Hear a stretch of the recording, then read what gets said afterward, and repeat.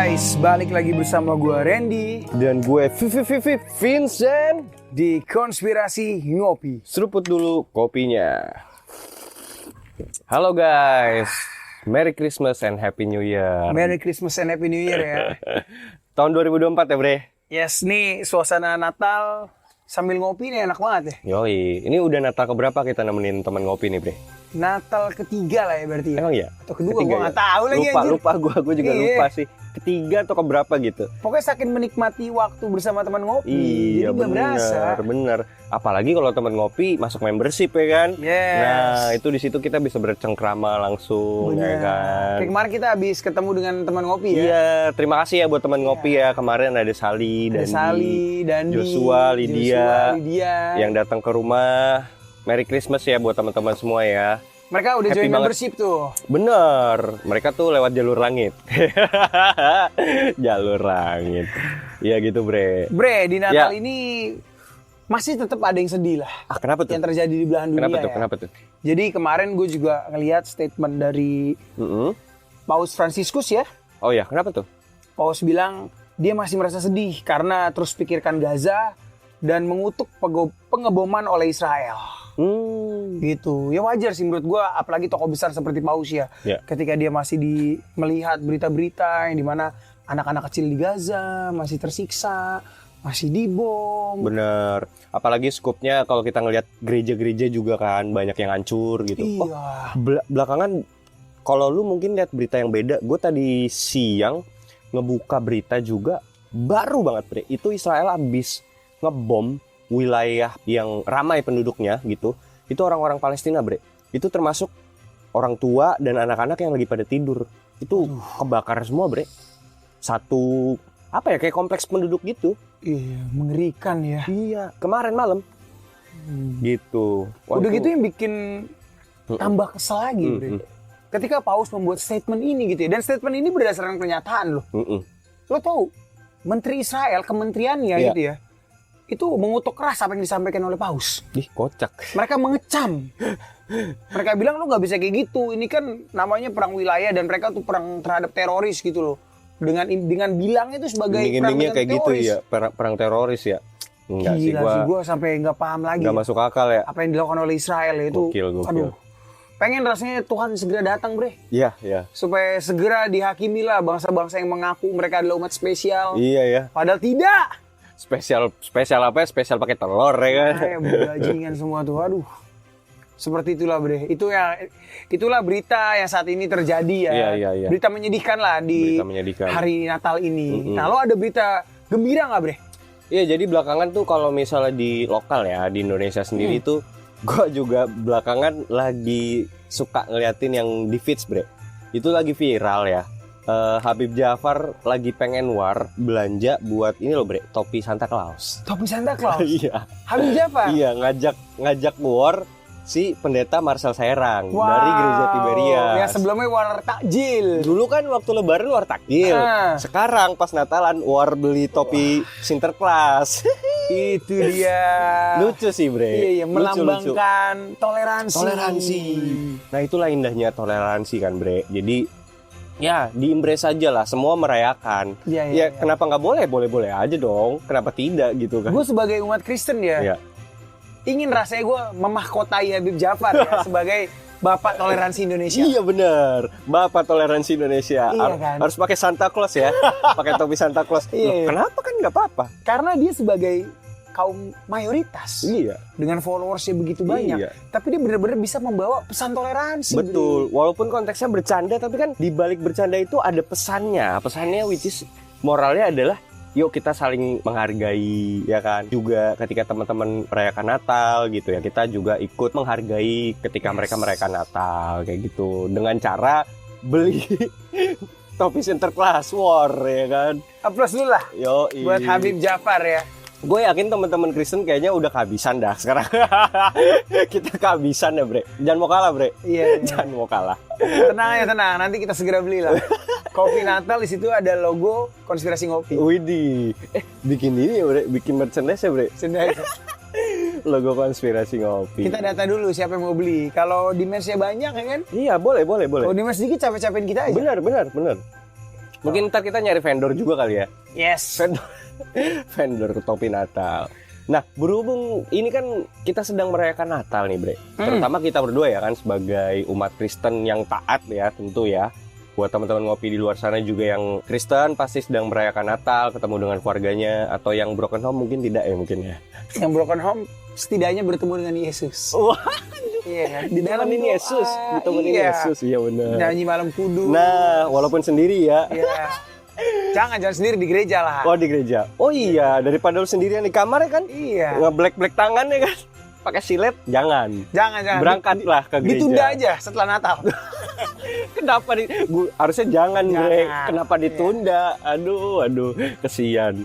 Ya tapi minimal kalian bisa nyanyi malam kudus di gereja lah bareng-bareng gitu. Jadi sendirian itu tidak terlalu berasa, Bre. Yes. Gitu. Karena kekosongan hati itu kan hanya bisa diisi oleh Jesus, bro. Bener banget. Itu dia. Ayolah teman-teman datang ke gereja ya. Betul. Di hari Natal. Betul. Datang ke gereja Advent. Tutup gerejanya.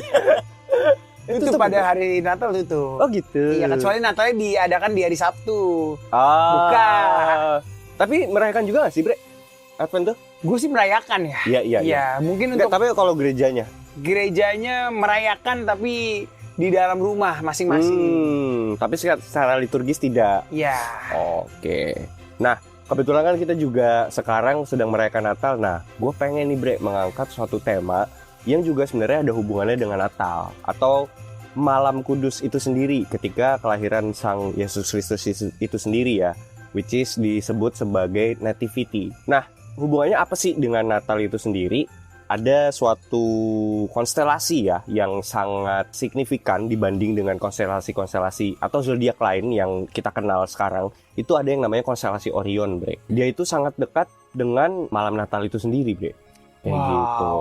Jadi menarik banget nih teman-teman. Nanti kita akan ngebahas di sini apa sih konstelasi Orion itu sendiri, kemudian apa pengaruhnya juga dengan Natal, kemudian juga kita menceritakan signifikansi Orion ini di berbagai mitologi, bahkan juga dibawa sampai ke artificial struktur yang juga mengangkat signifikansi dari konstelasi Orion ini, Bre. Muncul banyak gitu. Ya memang konstelasi Orion ini salah satu the greatest rasi bintang lah ya, bisa dibilang ya. Bisa yang dibilang spesial, Bre. Yang paling spesial di antara yang lain. Entah karena kenapa memang tidak masuk ke dalam sabuk zodiak itu kan. Nggak masuk tuh dalam ke-12 zodiak. Betul, tidak termasuk ke dalam 12 zodiak ya, kayak gitu.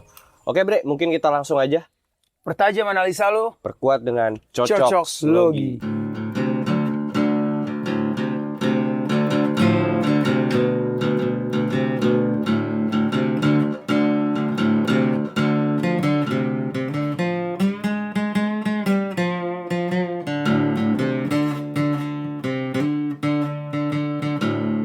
Oke, Ren dan teman-teman ngopi semua, ini menarik banget, Ren.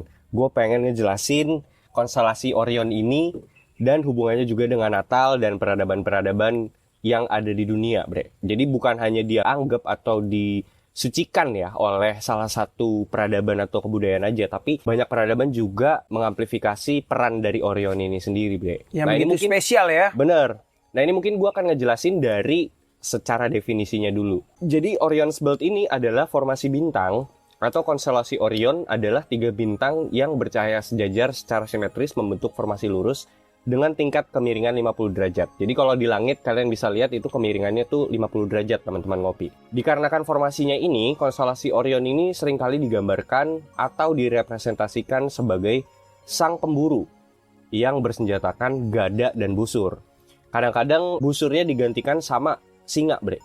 Busurnya digantikan oleh singa. Betul. Kan dia bentuknya kayak busur gitu kan. Iya, anak panah lah gitu. Kayak busur panah lah ya. Betul. Nah, tapi busur itu seringkali di berbagai peradaban atau kebudayaan itu diperlihatkan sebagai singa. Kayak gitu.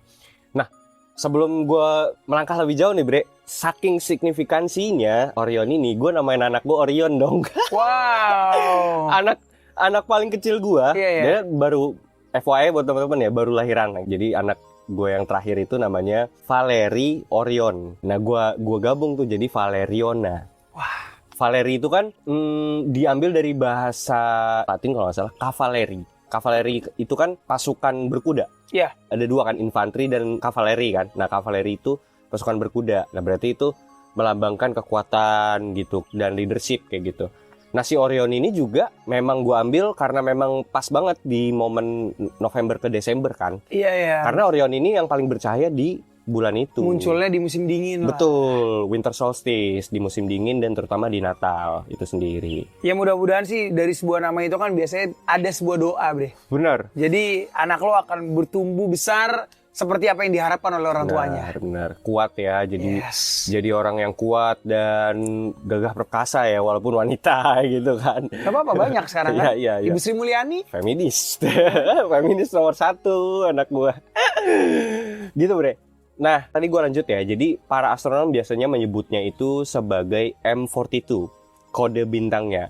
Dan rasi Orion ini adalah salah satu formasi bintang yang paling menonjol di langit malam dan telah dipuja oleh budaya kuno di seluruh dunia selama ribuan tahun. Nah, rasi bintang Orion ini terdiri dari 3 bintang yang berjajar dalam garis yang hampir lurus, membentuk sabuk sang pemburu raksasa. Jadi teman-teman kalau misalnya kalian search di Google sekarang, ini gue rekomendasiin sih teman-teman, sambil dengerin ini bisa sambil ngebuka Google, ngelihat konstelasi Orion itu bentuknya kayak gimana sih gitu. Jadi bisa ada gambaran. Nah mungkin lo bisa ngejelasin, Bre, ada 3 bintang yang utama tuh dari sabuk sang pemburu raksasa ini. Iya. Apa aja tuh, Bre? 3 garis sejajar ya itu kan. Betul. Bintangnya kan, dan bintang yang paling bercahaya lah di situ. Betul. Di situ yang pertama ada Alnitak. Bintang paling barat di sabuk ini berasal dari kata Arab yang berarti sabuk. Lalu Al-Nilam, bintang di tengah yang berarti sabuk mutiara. Oke. Yang ketiga ada Mintaka atau bintang ketiga, namanya juga berasal dari istilah Arab. Oke. Nah, di dalam formasi konstelasi Orion ini terdapat 2 bintang di antara 10 bintang yang paling terang di langit, yaitu Rigel atau Beta Orionis dan Betelgeuse atau Alpha Orionis. Oh, jadi ada 2 bintangnya Orion yang paling terang di antara 10 bintang yang paling terang di langit. Yes. Oh, that's why kenapa dia paling signifikan. Jadi banyak yang bilang, para astronom atau para pengamat astronomi itu bilang memang Orion ini yang paling gampang untuk dilihat, Bre. Kalau misalnya dibanding konstelasi yang lain gitu. Iya, ya, karena paling terang ya kan. Paling terang dan paling bisa dilihat patternnya gitu loh. Kayak gitu. Bahkan ya memang that's why bisa menjawab ya, ada 2 bintang yang paling terang. Di antara 10 bintang yang paling terang, dia 2 bintang yang paling terang. 2 bintang paling terang ya. Tadi, Rigel dan Betelgeuse ya kan? Yes. Beta Orionis dan Alpha Orionis. Dan itu juga dibahas dalam lagunya Piwi Gaskin, bro. Apa tuh? Ada yang judulnya Ikut Aku ke Bulan. Nah, di situ liriknya ya, Doci sengaja menulis bahwa ambil 1 bintang yang paling terang. Orion, berarti Orion. Orion berarti yang memang pengen diambil kan, gitu kan. Lalu ikut dia ke bulan. Nah, itu. Gitu. Di bulan ngapain, Bre? Di bulan ini mungkin seperti astronot ya. Oh, gitu ya. Video aja video. Gua kira perang enggak? Enggak, enggak, anjir. Saya sudah tidak mau bahas itu, Vincent. Sudahlah. Iya, lagi momen Natal ini Iya, ya. sudah. Oke. Apakah di mereka Natal? Nggak tahu ya, Iya. coba tanya ya. Bisa di DM masing-masing. Nah, ini kita masuk ke segmen yang ini, Bre. Personifikasi serta representasi mitologis di berbagai budaya dan tradisi masyarakat tentang konstelasi Orion ini. Nah, jadi source-nya nanti gue taruh di bawah. Kalian bisa baca sendiri untuk source-nya. Konstelasi Orion ini dideskripsikan sebagai seorang pemburu atau hunter ya, yang bersenjatakan gada dan busur panah, terkadang perisai. Biasa disimbolkan sebagai pejuang atau warrior atau pemburu atau hunter perkasa yang gagah berani. Nah, di dalam peta bintang atau star map, konstelasi Orion ini saling berhadapan dengan konstelasi Taurus. Jika dilihat secara observatif dan disandingkan, maka akan terlihat bahwa Orion ini seperti sedang bertarung melawan Taurus. Taurus tuh kayak banteng gitu kan? Betul. Jadi konstelasi yang melambangkan banteng ya. Kalau di langit malam itu bener-bener seolah-olah kayak berhadapan gitu. Kan Orion itu kayak lagi pengen mukul gitu kan. Itu kalau di langit malam tuh kalau disandingin kayak lagi berantem, Bre, si Taurus sama si Orion ini. Oh iya. Dan ternyata memang ini diambil dari mitologi Yunani itu sendiri, Bre. Oh. Gitu. Ada mitologinya ya? Ada mitologinya. Ini sebelum lanjut, Bre, FYI ya teman-teman ngopi ya. Teman-teman ngopi harus tahu bahwa konstelasi perbintangan ini ya, masing-masing ras bintang ini tuh mereka tuh berada tetap di langit. Betul. Nggak berpindah-pindah. Justru kenapa kita hanya bisa melihat Orion tuh di winter, ya karena bumi mengelilingi matahari kan. Betul, karena revolusi. Yes. Gitu. Kalau rotasi itu kan 1 hari, nah revolusi itu kan 1 tahun kan. Kita mengelilingi matahari itu 1 tahun. Nah, Si Orion ini memang muncul hanya November sampai ke bulan Mei. Iya, baru kelihatan. Bener. Dan memang yang paling puncak, yang paling kelihatan itu memang di Desember itu. Dekat-dekat tanggal 25 itulah. Gitu.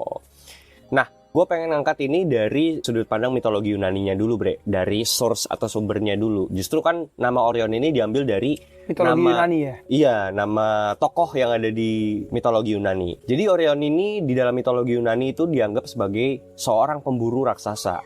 Digambarkan sebagai pejuang perkasa bersenjatakan gada dan busur. Dalam mitologi Yunani, dia dikenal sebagai demigod atau manusia setengah dewa. Kurang lebih sama seperti Hercules, Bre. Hercules kan juga demigod. Nah, ayahnya itu adalah dewa Poseidon dan ibunya itu adalah seorang manusia. Dalam kisahnya Orion, dia adalah raksasa yang lahir dengan kemampuan manusia super. Pemburu binatang yang hebat, dan dia juga sering digambarkan bertarung melawan Taurus yang berhadapan langsung dengannya di langit. Dengan gada perunggu yang tak bisa dihancurkan. Ketika Orion itu akhirnya terbunuh, para dewa Olympus akhirnya menempatkan dia di antara bintang-bintang untuk selamanya. Wow. Gitu. Ini mitologi Yunani ya? Tuh. Ini dibunuh oleh siapa, bro? Nggak tahu gua. Tapi ketika itu sama dewa Olympus ditaruh dia di langit. Gitu, sebagai mungkin memperingatkan orang-orang bahwa ada seorang ksatria perkasa inilah gitu mungkin. Gitu. Mungkin kalau dari tradisi Cina juga ada, Bre. Nah, silakan, Bre. Kalau di tradisi Cina dia dikenal sebagai apa tuh? Ya, kalau di tradisi Cina tuh sabuk Orion direpresentasikan sebagai 3 dewa keberuntungan. Yang pertama adalah Fu, kebahagiaan, Lu, kemakmuran, dan Xiao, umur panjang. Jadi dewa ini tuh melambangkan orang yang bahagia, orang yang makmur, dan orang yang berumur panjang. Oh, jadi 3 titik bintang yang tadi, Al-Nitak, Al-Nilam, dan satu lagi itu melambangkan 3 dewa. Ya. 3 dewa, dewa kebahagiaan, dewa kemakmuran, dan dewa umur panjang ya. Yes. Oh, ini dewa kesukaan orang Cina memang. Benar. Makanya kan ada namanya ibu ya, seorang tokoh ya. Ibu Megawati ya kan.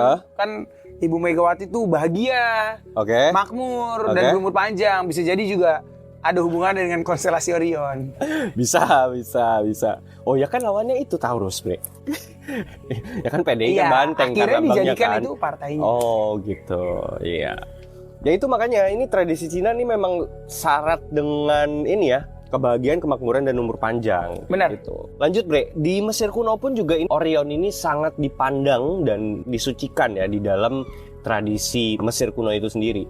Nah, menurut mitologi Mesir, para dewa itu turun dari sabuk Orion dan Sirius ini, yaitu bintang yang paling terang di langit. Peradaban Mesir kuno dengan keyakinan kuat percaya bahwa dari bintang Sirius dan Orion inilah tempat asal dewa Osiris dan Isis. Mereka turun dari sana untuk mempengaruhi umat manusia, Bre. Wow. Gitu. Jadi bintang-bintang di sabuk Orion ini melambangkan tempat peristirahatan dewa Osiris yang merupakan dewa kehidupan setelah kematian. Kita dapat menemukan bukti dalam tulisan literatur Mesir kuno bahwa Orion dikaitkan dengan penciptaan. Orion dan Osiris adalah figur yang sama di peradaban Mesir kuno. Dan orang Mesir meyakini bahwa Osiris akan kembali dari Orion suatu hari nanti. Dan ini kayaknya kita nggak asing ya dengan narasi yang seperti ini ya, Bre.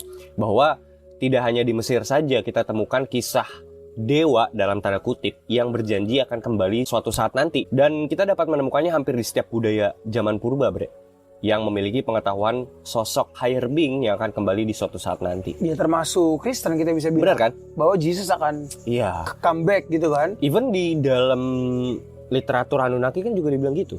Benar-benar. Mereka pergi tapi nanti mereka akan kembali lagi. Iya. Itu setelah Nibirunya mendekat lagi kan. Aku hanya pergi untuk sementara. Ya. Itu lagunya Pascol. Iya. Pascol. Astaga salah gue. Pascol lagi. Salah ternyata gue. Iya. Lagunya Pasto ya teman-teman. Lagunya Pasto ya, bukan Pascol. Iya. Pascol itu ada salah satu selebgram favorit gue. Oh gitu. Selebgram Mobile Legends. Iya. Tapi ini entah kenapa ya, Bre. Kenapa orang Mesir itu percaya bahwa dewa-dewi itu turun dari bintang tersebut? Mungkin because it is special ya. Kan kita nggak tahu penelitian apa yang mereka sudah lakukan kan. Karena kalau kita lihat dari sejarah ya, kita bisa tahu bahwa orang-orang zaman dulu tuh lebih tertarik terhadap ilmu perbintangan. Iya. Ya kan? Benar. Everything about zodiak, bintang, bulan, matahari gitu loh. Tentang benda-benda langit. Yes. Ya. kayak gitu. Enggak, maksud gue di sini tuh gue melihat suatu koneksi nih, Bre. Maksud gue Dewa Osiris dan Dewi Isis ini kan salah satu panteon terkuat ya yang ada di dalam mitologi Mesir itu sendiri, bahkan dianggap sebagai pater dan maternya gitu loh. Jadi ayah dan ibu dari para dewa-dewi.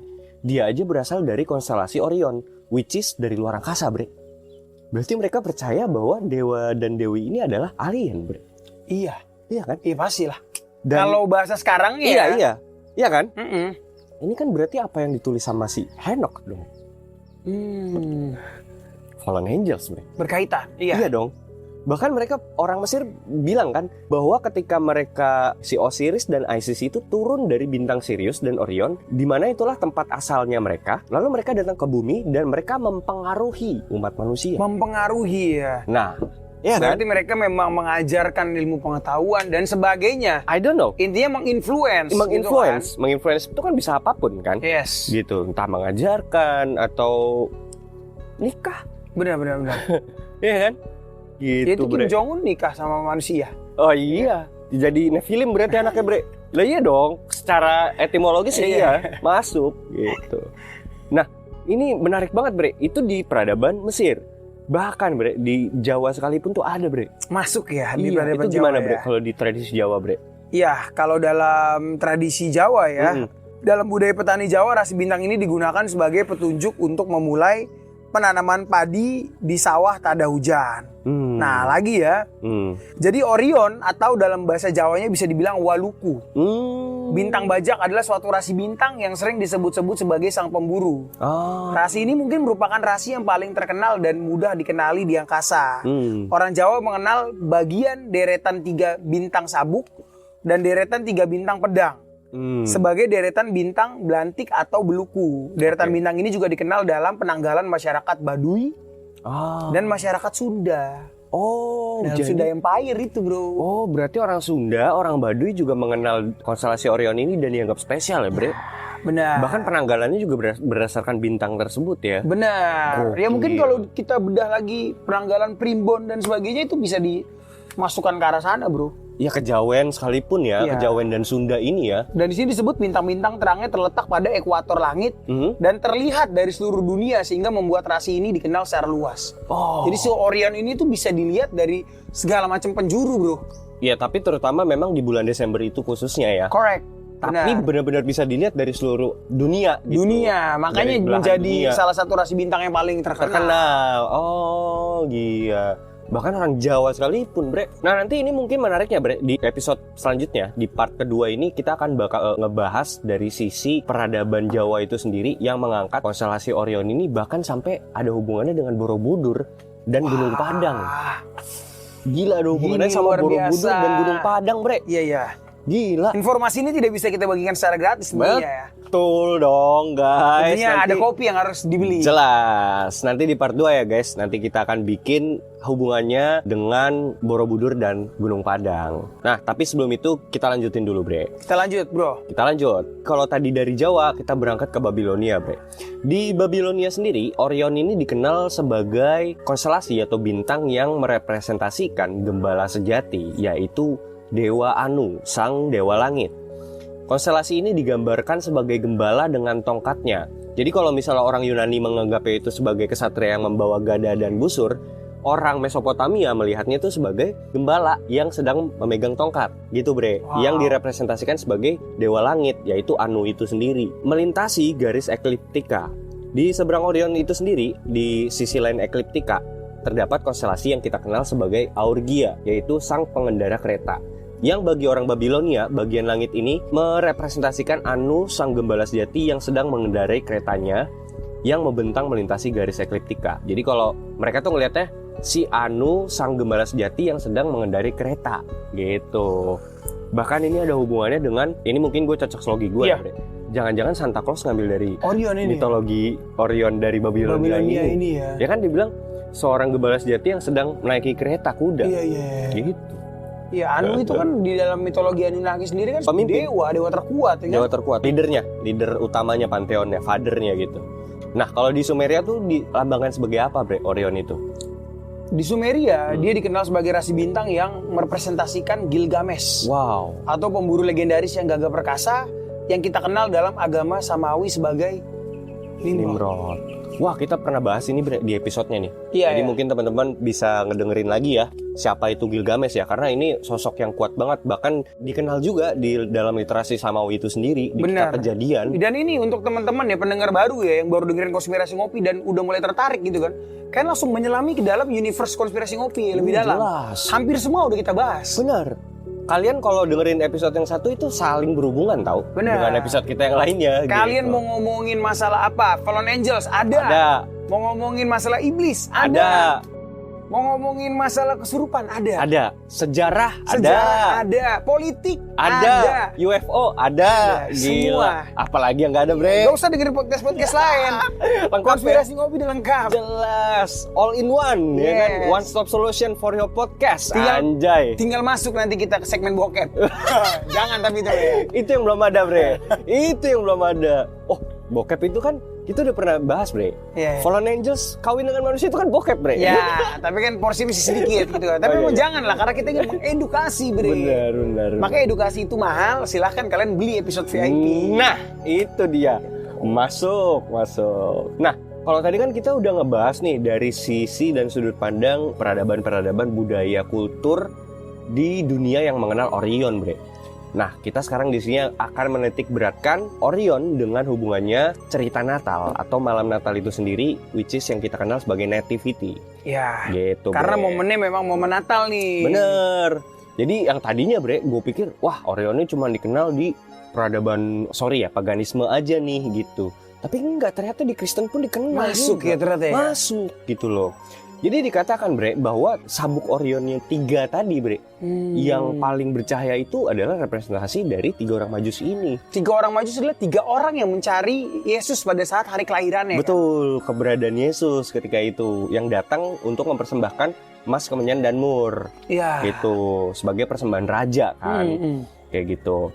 Nah, jadi sabuk Orion atau Orion's Belt ini sering dikaitkan dengan 3 raja atau 3 kings atau 3 orang Majus yang namanya Gaspar, Melchior, dan Baltasar yang membawa hadiah untuk bayi Yesus dalam kisah kelahiran Kristus. Nah, tidak jauh dari sabuk Orion itu sendiri, tepat di sebelah timur di konstelasi Cancer, itu terdapat suatu gugusan bintang Praesepe, palungan yang sering disebut sebagai palungan surgawi. Gitu, Bre. Mungkin bisa kali, Bre, kita bacakan sedikit dari literatur yang ada di dalam Alkitab itu sendiri, Bre. Matius 2 ayat 1 sampai 12 mungkin, Bre. Matius 2 ayat 1 sampai 12. Sesudah Yesus dilahirkan di Bethlehem di tanah Yudea pada zaman Raja Herodes, datanglah orang-orang Majus dari timur ke Yerusalem dan bertanya-tanya, "Di manakah dia, raja orang Yahudi yang baru dilahirkan itu?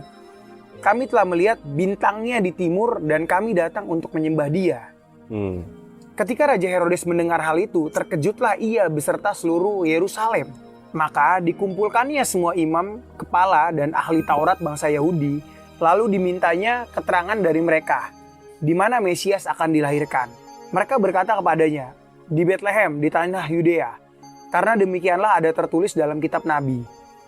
Dan engkau Bethlehem, tanah Yehuda, engkau sekali-kali bukanlah yang terkecil di antara mereka yang memerintah Yehuda. Karena pada mula akan bangkit seorang pemimpin yang akan menggembalakan umatku Israel." Lalu dengan diam-diam Herodes memanggil orang-orang Majus itu dan dengan teliti bertanya kepada mereka, bila mana bintang itu nampak. Kemudian ia menyuruh mereka ke Bethlehem. Katanya, "Pergi dan selidikilah dengan seksama hal-hal mengenai anak itu. Dan segera sesudah kamu menemukan dia, kabarkanlah kepadaku supaya aku pun datang menyembah dia." Setelah mendengar kata-kata raja itu, berangkatlah mereka dan lihatlah, bintang yang mereka lihat di timur itu mendahului mereka hingga tiba dan berhenti di atas tempat di mana anak itu berada. Ketika mereka melihat bintang itu, sangat bersukacitalah mereka. Maka masuklah mereka ke dalam rumah itu dan melihat anak itu bersama Maria, ibunya. Lalu sujud menyembah dia. Mereka pun membuka tempat harta bendanya dan mempersembahkan persembahan kepadanya, yaitu emas, kemenyan, dan mur. Dan karena diperingatkan dalam mimpi supaya jangan kembali kepada Herodes, maka pulanglah mereka ke negerinya melalui jalan lain. I see. Nah, jadi yang bisa kita tarik dari pembacaan tadi, Bre, di dalam Matius 2 ayat 1 sampai 12 ini, ada beberapa hal yang perlu gue highlight ya tadi. Tadi dikatakan ada tertulis gembala sejati. Yes. kita ingat tadi kalau di peradaban Babilonia, Orion ini dianggap sebagai gembala sejati, gitu. Which is ketika itu gue yakin 3 orang Majus ini, which is itu dianggap sebagai 3 orang magi, kan Magus atau Majus itu sama dengan magi. Mereka ini adalah orang-orang ahli astronomi, Bre. Iya. Bahkan mereka mau ke palungannya Yesus aja dia ngikutin suatu bintang, kan dikatakan. Benar. Tertulis di situ ada suatu bintang yang mendahului mereka dari timur. Banyak peneliti yang bilang bahwa mereka itu mengikuti konstelasi Orion untuk sampai ke palungannya Yesus itu sendiri. Jadi itu kayak bintang petunjuk gitu loh, Bre. Karena waktunya juga pas ya. Ya memang di bulan kan. Di bulan Desember itu sendiri. Iya. Gitu. Dan mereka sebagai ahli astronomi itu mereka udah hatam banget lah dengan ilmu perbintangan. Gitu. Toolsnya juga mereka pasti menyediakan. Iya. Topong dan sebagainya. Apapun gitu kan. lah ya. Raja, Bre. Benar. Raja. Ya gua nggak tahu ya, tapi kalau mereka berbondong-bondong datang ke sana cuma 3 orang, gue juga nggak tahu. Mungkin memang ada dia bawa orang-orang yang riset, rombongan gitu kan. Tapi yang jelas mereka raja dan mereka ngerti gitu loh apa yang mereka harus lakukan gitu loh. Jadi signifikansi dari Orion ini sendiri terlihat jelas memang di dalam cerita Matius 2 dan ayat 12 ini gitu loh, Bre. Iya. Dan mereka bahkan mendapatkan mimpi kan. Mendapatkan mimpi bahwa setelah mereka bertemu, ya mereka jangan balik lagi ke Herodes. Mereka langsung pulang. Oh, itu yang nyampein malaikat bukan? Yang di dalam mimpi itu? Ya pastilah. Iya kan? Pasti. Itu kan tidak dibahas sebenarnya dalam Alkitab. Seperti namanya tadi kan tidak dibahas kan di dalam Bible itu sendiri, tapi sudah dibahas oleh Vincent ya. Informasi mahal makanya. Teman-teman ngopi. Kita bukan dulu secara free lah ya. Betul. Nah, mungkin kita mau mengidentifikasi, Bre. Siapa saja nih, Bre, 3 orang Majus atau 3 orang magi ini? Karena kan memang sebenarnya 3 orang magi ini memang tidak ditulis di dalam Alkitab. Cuman memang dibawa dari tradisi gereja.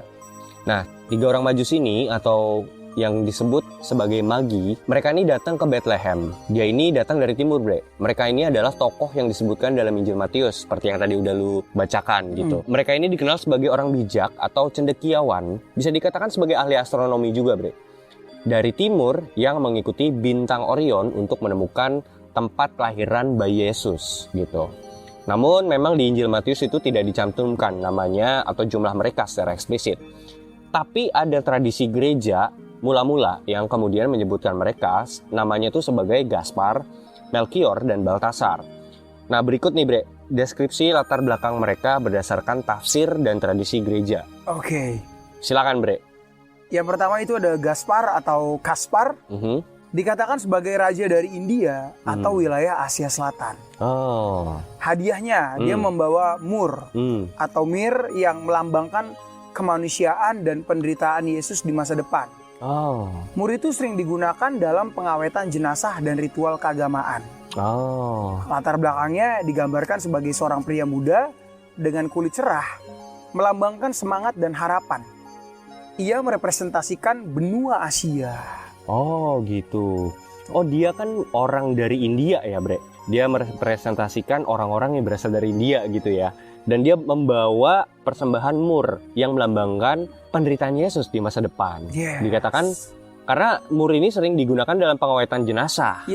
Kayak gitu. Oh, ini ada doktrin dari sisi religinya juga ya, kayak gitu. Oke. Kita lanjut ya. Lanjut. Yang kedua ada Melkior atau raja dari Persia, wilayah Timur Tengah. Dia membawa emas, simbol status kerajaan dan keilahian Yesus sebagai raja dari segala raja. Melkior biasanya digambarkan sebagai pria tua dengan rambut dan janggut putih, melambangkan kebijaksanaan. Dan ia merepresentasikan benua Eropa dalam tradisi. I see. Bangsa Eropa kan selalu lebih bijak kan? Makanya membawa demokrasi, bro. Ya, lanjut ada Baltasar atau raja dari Arabia dan Afrika. Dia membawa kemenyan atau frankincense yang melambangkan keilahian Yesus dan perannya sebagai imam besar. Dia digambarkan sebagai pria dengan kulit gelap, melambangkan keberagaman dan inklusi.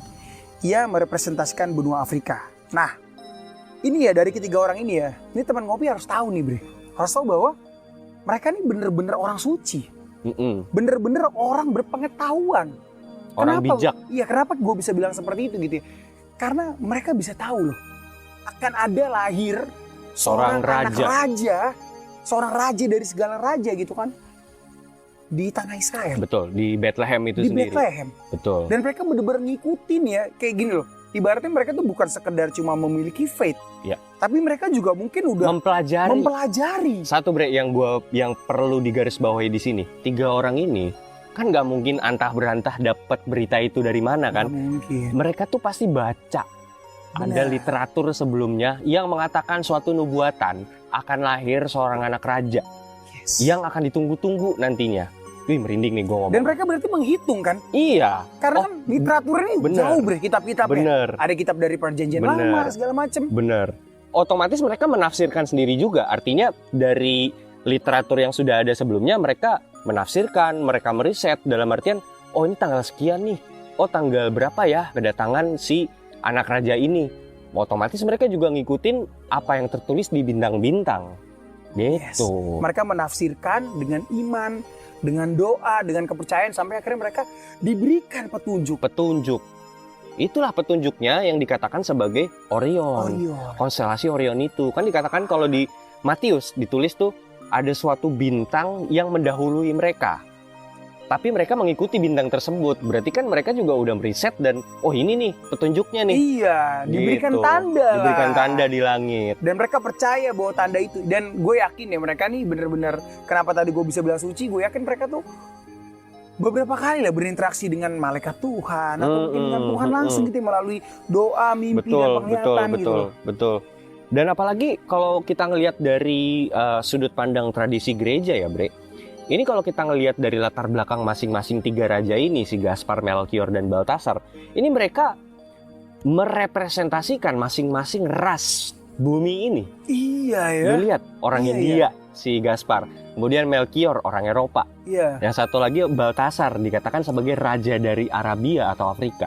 Merepresentasikan 3 ras berbeda di muka bumi ini. Benar. Berarti kan dari situ bisa kita ambil bahwasanya ini melambangkan raja yang akan datang ini diperuntukkan untuk semua bangsa. Wah, Bener gak? luar biasa. Iya kan? Iya. Secara doktrinal kan mengatakan Benar, seperti benar. itu berarti kan? Bahwa Yesuslah raja dari segala raja. Segala bangsa. Bukan hanya raja untuk orang Israel, Oh bukan. tapi untuk semua bangsa. Loh ini loh orang Persia, orang Arabia yang datang, Benar. yang menyambut kedatangannya itu loh, membawa persembahan emas, kemenyan, dan mur itu. Bahkan sekali lagi ya teman-teman ngopi ya harus paham juga bahwa Yesus itu berkali-kali membuat statement bahwa dia datang bukan untuk orang suci bro.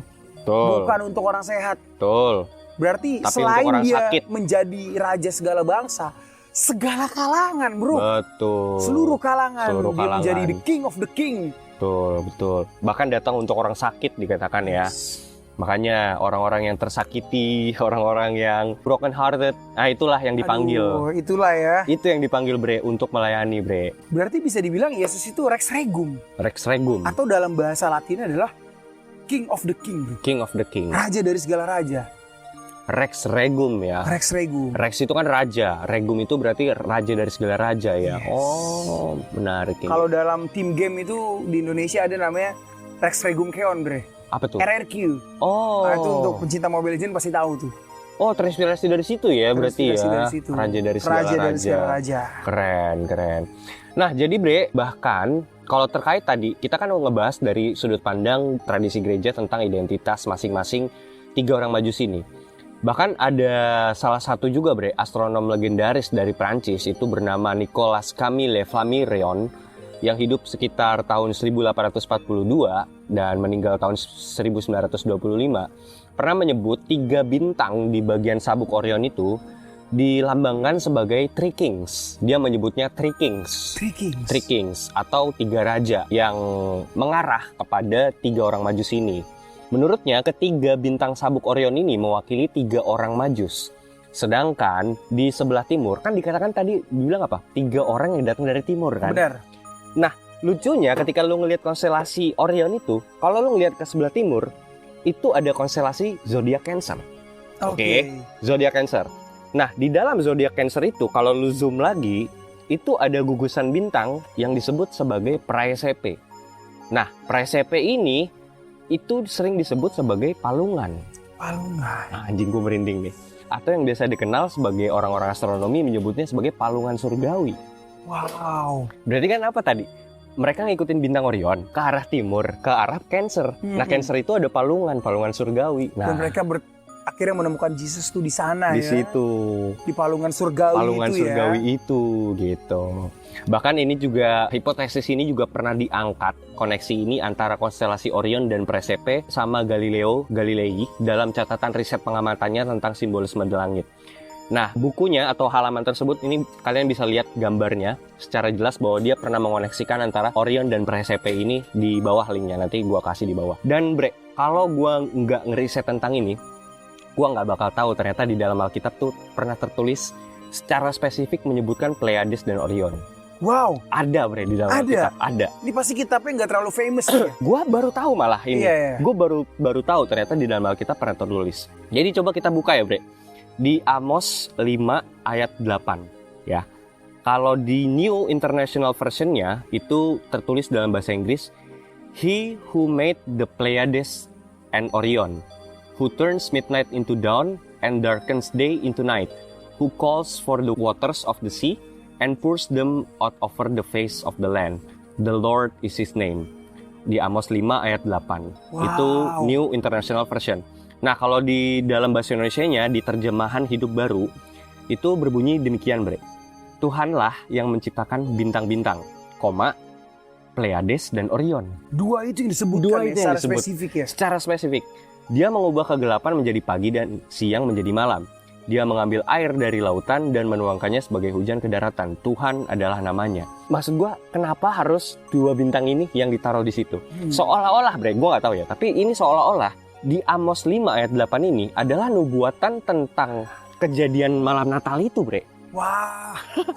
Iya nggak sih? Iya. Maksudnya nantinya ketika di dalam suatu kelahiran Sang Mesias yang akan turun ke bumi itu akan ada kejadian di mana 3 orang Majus ini mengikuti bintang Orion ke konstelasi Pleiades. Iya. Kayak gitu seolah-olah. Konstelasi Cancer tadi ya? Iya. Kenapa ya kan kayak gitu? Nah, ini makanya menariknya.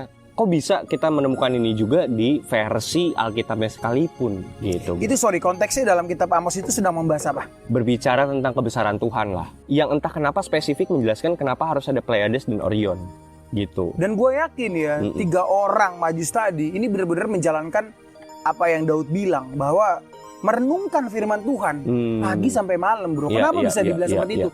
Karena kan dia pasti ngambilnya entah dari kitab Amos, betul, dari kitab Mazmur, dari kitab Amsal, dan dari sebagainya. Nubuatan Nabi Elia ya kan? Karena gini, Tanakh atau Taurat atau kitab perjanjian lama itu sebenarnya skupnya tuh bukan hanya untuk di Timur Tengah secara khusus, Bre.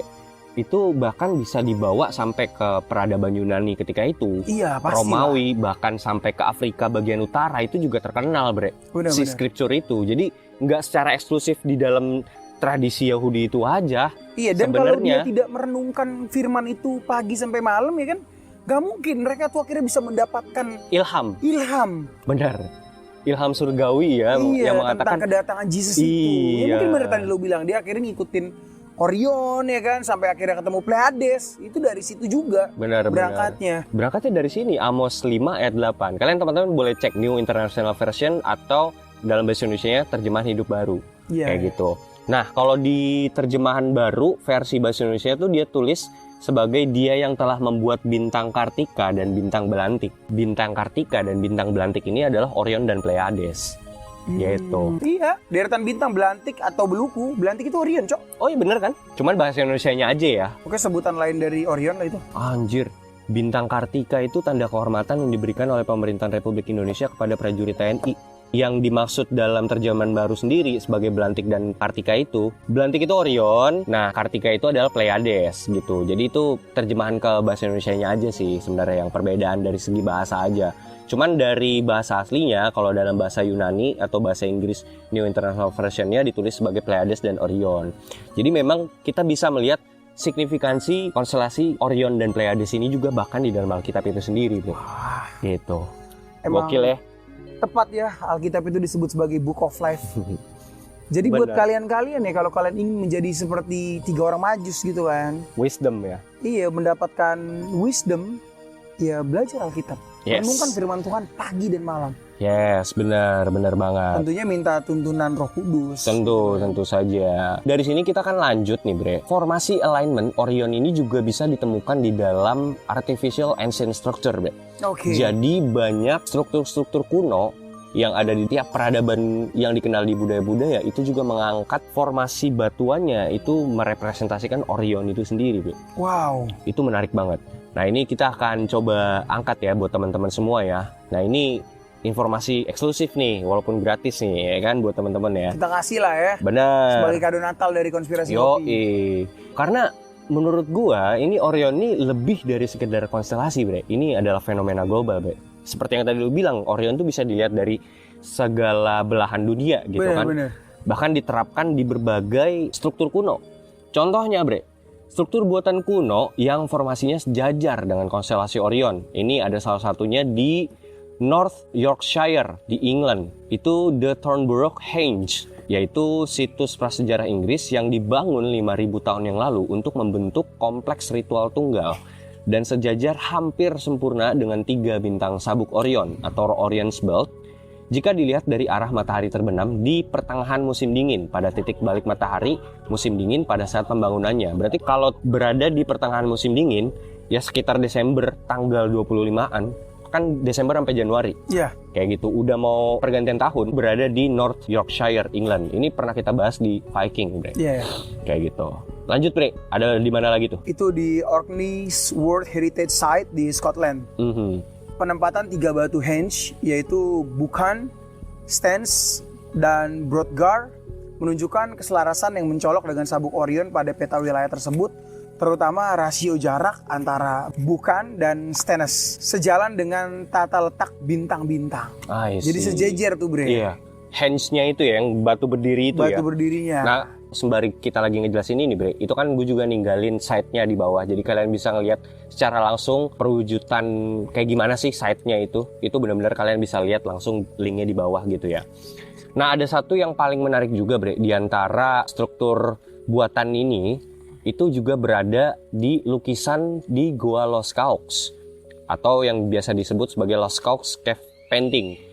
Lukisan-lukisan di Goa Lascaux di barat daya Prancis diperkirakan berasal dari sekitar 17.000 tahun yang lalu, Bre. Wow. Iya, menggambarkan konstelasi Orion, Taurus, dan Pleiades di dinding gua yang menunjukkan bahwa manusia yang hidup ketika itu sudah memperhatikan dan merepresentasikan rasi bintang itu.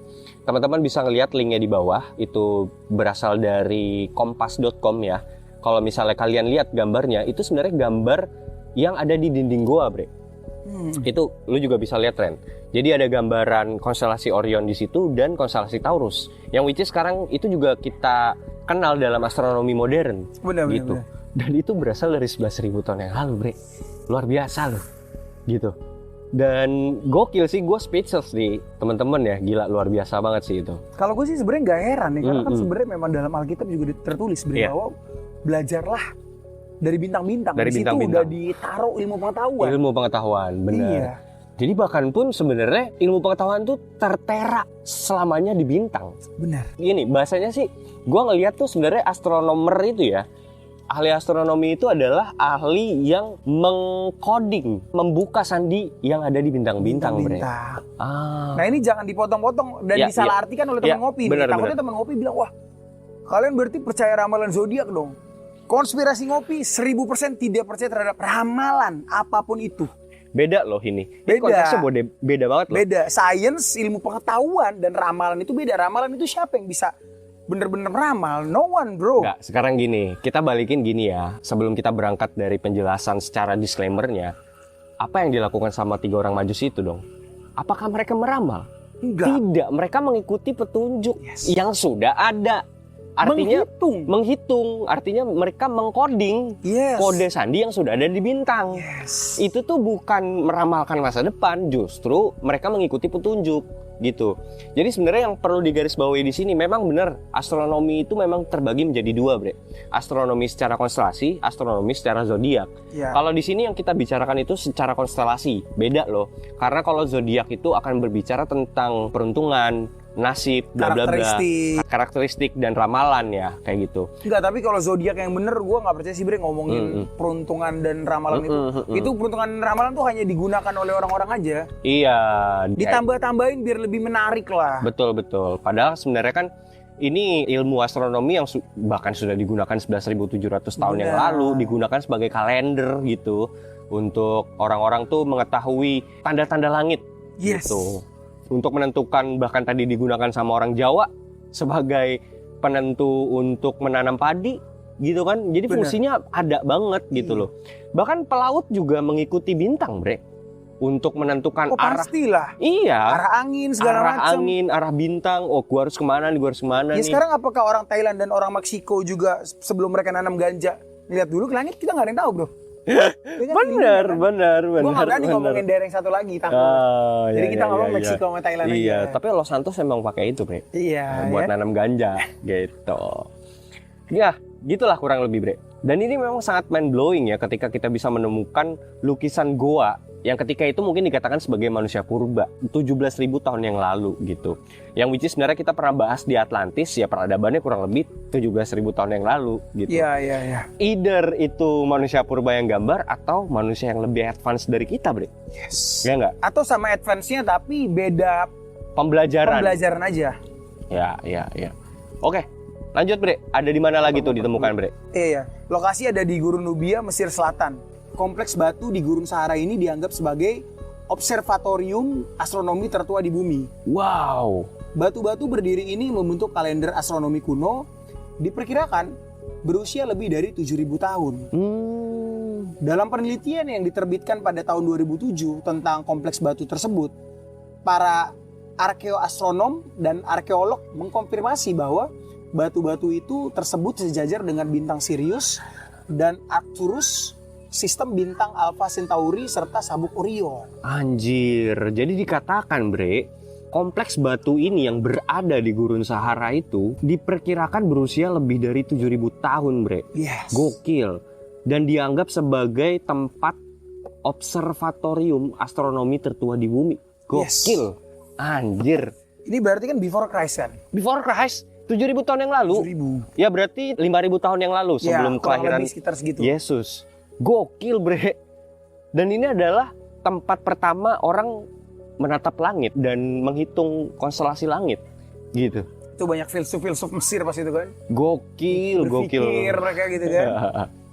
Berpikir dan melihat bintang gitu kan. Gak tahu zaman dulu udah ada rokok atau apa gitu kan. Karena memang apa hiburan manusia zaman dulu? Sebat sih kayak masih. Waktu malam melihat bintang. Benar-benar. Iya kan?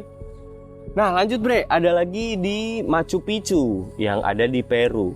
Nah, Machu Picchu ini adalah benteng Inca abad ke-15 yang terletak di Cordillera Timur di selatan Peru. Tepatnya di punggung gunung pada ketinggian 2.430 meter. Sering disebut sebagai kota Inca yang hilang, yang merupakan ikon paling dikenal dari kekaisaran Inca. Tempat ini juga mencakup kuil matahari, kuil bulan, dan puncak gunung Machu Picchu sebagai pola yang sejajar dengan bintang-bintang sabuk Orion. Studi ini menunjukkan bahwa ruang-ruang di sisi timur area plaza utama dibangun untuk disesuaikan dengan 7 bintang dari Pleiades. Wow. Jadi ada 3 kuil ya, tadi dikatakan kuil matahari, kuil bulan, serta titik puncak dari gunung Machu Picchu itu membentuk formasi Orion. Yeah. Sedangkan yang tadi plaza utama yang dibangun itu disesuaikan dengan 7 bintang dari Pleiades. Anjir, bisa gitu, Bre, koneksinya. Iya. Jadi memang luar biasa di Machu Picchu Peru juga bisa kita temukan ya. Kayak gitu. Lanjut, Bre, di Inggris. Lanjut ada Stonehenge di Inggris. Ini terkenal nih. Iya, ini paling terkenal lah mungkin menurut gue ya. Stonehenge dibangun untuk sejajar dengan matahari. Pada titik balik matahari atau yang bernama solstices. Iya. Pada titik balik matahari musim panas, matahari terbit di belakang Hillstone. Dan pada titik balik matahari musim dingin, matahari terbenam di barat daya lingkaran batu. Meskipun lebih terkenal karena keselarasan dengan matahari dan bulan, namun beberapa teori menyatakan bahwa beberapa batu di Stonehenge juga menunjukkan arah ke konstelasi Orion. Ya, source-nya kalian bisa lihat di bawah di researchgate.net ya. Ya, pola formasi batu yang membentuk rasi bintang Orion ialah Hillstone di Stonehenge mewakili Alnitak, salah satu dari 3 bintang di sabuk Orion. Greater Cursus diorientasikan pada titik Orion. Winter Hexagon, Orion adalah bagian dari heksagon musim dingin di dataran Salisbury. Wow, ini kan orang taunya Stonehenge ini dibangun untuk sejajar dengan matahari ya, pada titik balik matahari, dan pembangunannya itu untuk sejajar dengan matahari. Benar. Gitu. Tapi di sini juga ada penggambaran Orion itu sendiri dari formasi batuan-batuan itu, Bre, batuan yang melingkar itu. Iya. Luar biasa. Ini berarti memang ilmu astronomi juga digunakan ketika itu di zaman itu, Bre, gitu. Pasti. Bre. Mereka kan Gokil. kenapa mereka akhirnya bisa bangun banyak dengan menggunakan formasi seperti Orion itu kan pasti ada dasarnya dong. Ada dasarnya, ada perhitungannya, gitu ya. Dan yang terakhir nih, Bre, ada salah satu situs juga yang berusia juga udah cukup lama, Bre. Situs ini berusia lebih dari 11.000 tahun. Wow. Namanya Göbekli Tepe di Turki. Dia ini memiliki pilar-pilar yang dianggap mencerminkan formasi bintang, termasuk Orion, Bre. Beberapa ukiran hewan pada pilar itu diyakini juga mewakili simbol astrologi. Göbekli Tepe sering dianggap sebagai pusat spiritual awal yang menghubungkan manusia dengan kosmos. Wow. Dikatakan kayak gitu, Bre. Jadi ya itu tadi. Bold line-nya adalah Orion ini lebih dari sekedar konstelasi, dan ini adalah fenomena global, Bre. Jadi Göbekli Tepe itu dianggap sebagai pusat spiritual ya? Iya. Yang menghubungkan manusia dengan kosmos ya? Kosmos. Kalau saat ini yang menghubungkan manusia dengan kosmos itu listrik sih. Oh, apa tuh? Iya kan, kenapa ada bisa gitu? Magic Jar Cosmos. Oh ya kan? iya cocok slogi. Menghubungkan listrik tuh akhirnya. Iya. Nah pada akhirnya, Bre, apa, Bre, bold line atau closing statement, Bre, yang bisa lu ambil bahwa kenapa sih ini konstelasi Orion ini sangat spesial di berbagai peradaban, even di dalam Kristen dan Nativity itu sendiri, Bre? Gitu. Oke, kalau dalam Kristen itu sendiri kan ini melambangkan kelahiran Yesus ya, melambangkan tempat di mana Yesus akan dilahirkan gitu kan. Iya. Yang which is ini sudah dipelajari oleh 3 orang Majus tadi tuh. Betul. Mereka benar-benar memperdalam firman Tuhan, mereka benar-benar menghitung, menganalisa sampai akhirnya mereka bisa menemukan tempatnya. Betul. Dan mereka datangnya itu bukan dari wilayah di Israel juga loh. Mereka dari timur. dari berbagai macam wilayah yang jarak itu jauh. Dan dari timur. Iya, dan mereka sampai akhirnya bisa menemukan letak presisinya. Kalau bukan meneliti, itu nggak mungkin bisa ditemukan. Betul. Gitu kan. Dan dengan cara mengikuti Orion tadi. Ya, dalam singkatnya memang ahli astronomi lah. Yes. Ahli astronomi. Kayak dan gitu. Menurut gue ini penting banget sih untuk dipelajari ya. Ilmu perbintangan ini, khususnya Orion ini ya. Karena ini, ya sekali lagi, ini melambangkan kebesaran Tuhan. Menurut gue. Ya, kebesaran Tuhan. Dan bahkan kalau gue bisa bilang ya, bold line-nya adalah entah kenapa ya, personifikasi Orion ini sangat penting juga di dalam Kristen. Bahkan perlambangan atau simbolisasi dari Orion ini sama dengan merepresentasikan Yesus itu sendiri, Bre. Which is dikatakan apa? Kalau misalnya dalam peradaban Babilonia dikatakan sebagai gembala sejati.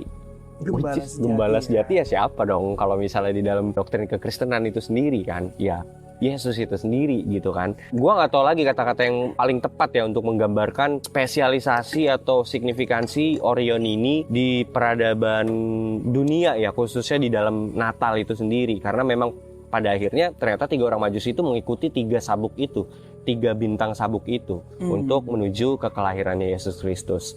Kayak gitu, Bre. Mungkin closing statement dari gua sih itu, Bre, dan gua cuman mau nyampein wishing you Merry Christmas ya buat teman-teman. Semoga bisa dapet momen Natal yang hangat bersama keluarga di sana gitu kan. Berdoa untuk yang terbaik lah gitu.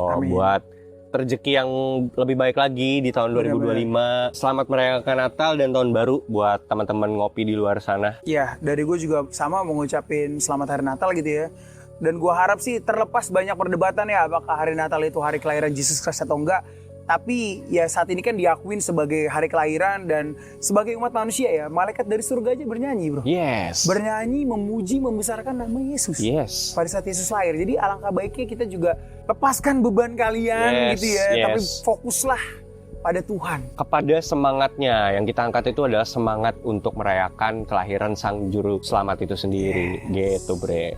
Nah mungkin ini bukan ending, Bre, dari episode tentang pembahasan Orion ini. Karena nantinya di episode selanjutnya, di part 2 dari konstelasi Orion ini akan ditemukan juga, Bre. Salah satunya di Indonesia yang tadi kita sebutkan, di situs Borobudur, Bre. Waduh. Bahkan diangkat sama Kementerian Pariwisata. Iya. Satu. Kemudian juga ada di peradaban tertua di bumi juga dikatakan, Bre. Peradaban Gunung Padang, Bre. Wow. Dan juga kita akan menjelaskan tentang koneksinya dengan Mesir, piramida Giza, dan salah satu site yang ada di Mars. Dikatakan ada piramida di Mars, Bre. Sampai di Mars. Sampai di Mars, Bre. Itu bahkan ada koneksinya dengan konstelasi Orion. Wah. Jadi ini bakal seru banget, Bre. Ini spesial banget Spesial ini. Harganya harus mahal ini. Tapi khusus untuk teman ngopi ya. Iya. Untuk menyambut tahun 2025 kita kasih diskon lah. Kasih diskon dong. Kita kasih murah nantinya. Kasih murah. Apalagi buat ya kan? teman-teman nanti yang ikut join membership gitu ya. Betul. Ini pasti akan kita coba buka di grup ya. Jadi Iya. bisa jadi pembahasan buat teman-teman semua. Mungkin ada insight baru yang nggak kita dapatkan. Kita bisa bahas bareng-bareng di membership. nantinya. Gitu guys. Oke, konspirasi ngopi. Seruput dulu kopinya. Merry Christmas everyone. Merry Christmas.